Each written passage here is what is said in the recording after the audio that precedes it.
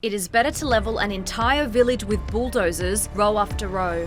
That's what former Israeli PM Ariel Sharon said regarding the planned destruction of the Palestinian infrastructure. He's talking about Urbicide.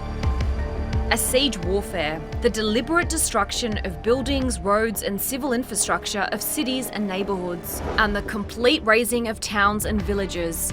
The term was first coined by Marshall Berman in the 1980s to talk about the transformation of New York that arrived with the gentrification of areas like the Bronx. Later, it would be taken up by a group of Bosnian architects during the 1992 to 1995 war in Bosnia, as a way of referring to widespread and deliberate destruction of the urban environment and collective identity by Serb forces.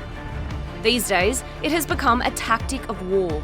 During the war in Yemen, napalm attacks in Vietnam, and urban cleanup in Zimbabwe, and others.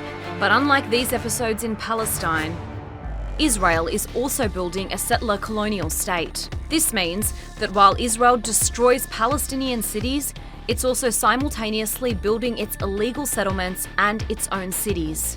Purposely trying to make life hell for Palestinians has been an open objective by Israeli statesmen. Ariel Sharon, for example, was nicknamed the bulldozer.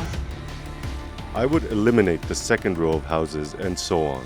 I know the Arabs. They are not impressed by helicopters and missiles. For them, there is nothing more important than their house.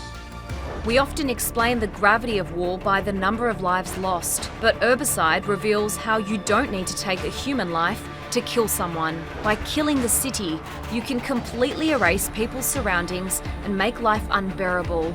And yet, like people from around the world who have been subjected to state violence, they continue to resist.